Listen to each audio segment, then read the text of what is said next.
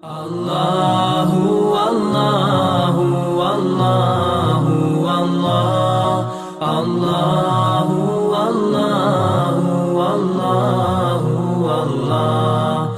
Allahu, Allahu, Allah. Bismillahir Rahmanir Rahim. Alhamdulillahi Rabbil Alameen. وبه نستعين ونصلي ونسلم على خاتم النبيين إمامنا وقدوتنا محمد بن عبد الله وعلى آله وصحبه وسلم تسليما كثيرا إلى يوم الدين أما بعد. My dear brothers and sisters, O servants of Allah and O children of Adam, Assalamu alaikum wa rahmatullahi wa barakatuh. I welcome you all to yet another episode in our series In the Company of Allah subhanahu wa ta'ala. May Allah subhanahu wa ta'ala grant us death whilst He's pleased with us, and grant us a life full of actions whereby His names are always remembered. Ameen. Ameen. All praises belong to Allah subhanahu wa ta'ala. We praise Allah subhanahu wa ta'ala. We seek Allah subhanahu wa ta'ala's assistance, and we seek His guidance subhanahu wa ta'ala. And we seek refuge in Allah subhanahu wa ta'ala from the evils of our souls and the adverse consequences of our deeds. Whomsoever Allah subhanahu wa ta'ala decrees guidance upon, then none can misguide him. And whomsoever Allah subhanahu wa ta'ala decrees misguidance upon, then none can guide him. And peace and salutations be upon the final messenger Muhammad sallallahu alayhi wasallam. I bear witness that there is no one worthy of worship besides one Allah, and that Muhammad sallallahu alayhi wasallam is his final messenger. May Allah subhanahu wa ta'ala gather us with him in Jannah. Ameen. Ameen.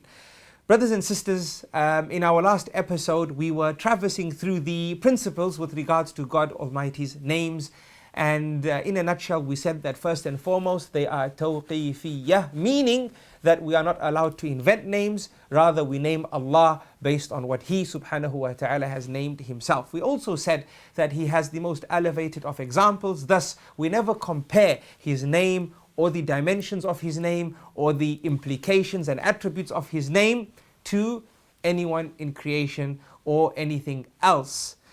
From the principles we discussed is that if a name of God Almighty shares a base, some letters for example, but the actual name is different, and we shared an example, for example Al-Ghafir and Al-Ghaffar and Al-Ghafur, Al-Qadir and Al-Qadir and Al-Muqtadir, they share certain letters. However, in principle we count them as individual names. We don't say these three names are one name, rather we say they are three names, right? So for those who want to memorize 99 names to enter paradise, memorize and look after and so on and so forth, then if you take these three names, you have memorized three names. Then we discussed the important principle regarding certain names of God Almighty that exist in pairs, and we said we shouldn't separate them. We constitute or count those two names as one name. Why? Because when the two names come together, they become beautiful names. And we shared an example such as Al-Qabid and Al-Basit. Al-Basit refers to the most generous, the one who's outstretched, the one who is not withholding, and the one whose bounties are so much it never decreases. And then we have Al-Qabid, and Al-Qabid refers to the one who withholds. So when we discuss the name of Allah, Al-Qabid, or the one that withholds, when we discuss it in light of Al-Basit, the one who's the most generous, the one who has bounties that are so vast they never diminish, we understand it as a beautiful name. That when Allah withholds, it's because it's good for us. So Allah is beautiful in His withholding, not like you and I, right? When we hold, it's because we lack resources. When Allah subhanahu wa ta'ala withholds, it's not because He lacks resources. Allah withholds when He has resources. Thus Allah is beautiful in His withholding. Allah is beautiful in His withholding, and we never separate that name from Al-Basit, which is the fact that He subhanahu wa ta'ala is most generous. So point in case here is that when Allah reveals about Himself two names and attaches them together, we never separate them. And in principle, we count them as one name. So Al-Qabid and Al-Basit is one name, not like Al-Ghaffar and Al-Ghafur and Al-Ghafir. Those are three names, right? So this principle is slightly, this principle is opposite to what we discussed, and these are the reasons why the scholars say that they are taken as one name, for Allah subhanahu wa ta'ala revealed them together, thus we never separate them. Because the moment you separate withholding from the most generous and the most giving and the one who has an unprecedented bounty, then the meaning lacks in vigor and valor, right? But when they're attached, it becomes beautiful. Thus we leave it as Allah subhanahu wa ta'ala says, subhanahu wa ta'ala. Now, listen to this next principle, and this is an amazing principle. If it doesn't make your hair stand, I don't know what will. The scholars say that Allah Almighty's actions are a result of His names, subhanahu wa ta'ala. Whilst the names of the creation, yourself and myself, are a result of our actions. I hope you've understood this. I hope you've understood this. Let me say that again, okay? Allah Almighty's actions are a result of His names, whilst the names of the creation are a result of their actions. Let's start with the creation. You and I, to be called a doctor, we have to have studied to become a doctor. We cannot have the name until the action of being a doctor exists. I cannot be called a football player until the action of being a football player exists. I cannot be the best football player until the action of being the best football player exists. We are not deserving of titles unless we earn it. Allahu Akbar. Allah subhanahu wa ta'ala is complete from ever and forever. Allah subhanahu wa ta'ala does not need to create to be called the creator. Allahu Akbar. He was the creator before He created. He was the creator from ever and will be the creator forever. Subhanahu wa ta'ala. He didn't need to create for the action to exist, for Himself to now be called the creator. No, O servants of Allah and O children of Adam, this is how beautiful Allah's names are, and this is how perfect Allah subhanahu wa ta'ala is. Allahu Akbar. Wallahi, the emotions that run through a person when you understand how amazing Allah subhanahu wa ta'ala is, you cannot describe these emotions.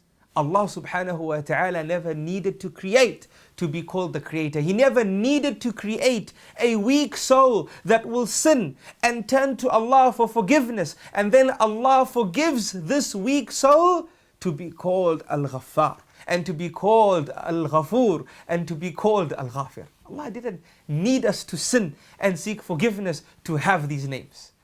Allah was the most forgiving, the most merciful from ever and forever. He was the most forgiving, the most merciful before He forgave, and never needed to forgive to be called the one who forgives. Allah subhanahu wa ta'ala. Allahu Akbar. Wallahi, I think just this point is enough for us to close our discussion together and say we've given the series its haqq and its right. May Allah subhanahu wa ta'ala open our hearts and grant us the understanding. Ameen. Ameen, ameen. Ibn al-Qayyim rahimahullah says this is the manifestation of the completeness of Allah subhanahu wa ta'ala. This is the manifestation of the completeness of Allah subhanahu wa ta'ala. Alhamdulillah for Islam, and Alhamdulillah for being chosen to be from those who declared Allah as one, and those who accepted the prophecy of Muhammad sallallahu alaihi wasallam. Thus we accepted the revelation from Allah that came to us via His Prophet, and learned wholesale from the teachings of Muhammad sallallahu alaihi wasallam, a man that was the academic of all academics, the man who taught us about Allah over 1400 years ago in Arabic, and today we can have a lesson in English about His teachings of Allah subhanahu wa ta'ala and be affected by it. Sallallahu alayhi wa sallam. Sallallahu alayhi wa sallam. May Allah subhanahu wa ta'ala gather us with Him in Jannah. Ameen. Ameen. My dear brothers and sisters, one final point I want to discuss with you all, and this is to complement the first point. We said that we cannot name Allah that which He didn't name Himself. But what about speaking about Allah generally? Making a statement about Allah subhanahu wa ta'ala. Are we allowed to do so? For example, to say Allah engineered this creation. As a statement, not saying Allah is the engineer. Is this allowed? Yes. This is permitted as explained by the scholars. And Ibn Taymiyyah, rahimahullah, says in his fatwa that in terms of making statements about Allah by saying, for example, He is present, mawjood, using the term mawjood, right? Then this is not a major issue. Rather, a statement about someone is not the same as naming someone. However, we must ensure that the statement must imply something praiseworthy. Something praiseworthy. But for us to say that from the names of Allah is that He's the engineer, then as we discussed earlier, this is not permissible. There's a litmus test, and this name, calling Allah the engineer, would not pass that particular litmus test. But to say it as a statement that Allah engineered such and such, then this is fine as a statement on condition that the meaning in what we say as a statement about Allah is a pleasant meaning, is a meaning that has a good implication and connotation, and Allah subhanahu wa ta'ala knows best. This brings us to the end of my brief introduction that I wanted to share with you all, and inshallah when we return we will discuss a name from the beautiful names of Allah subhanahu wa ta'ala. Assalamu alaikum wa rahmatullahi wa barakatuh. Allahu, Allahu, Allahu, Allah.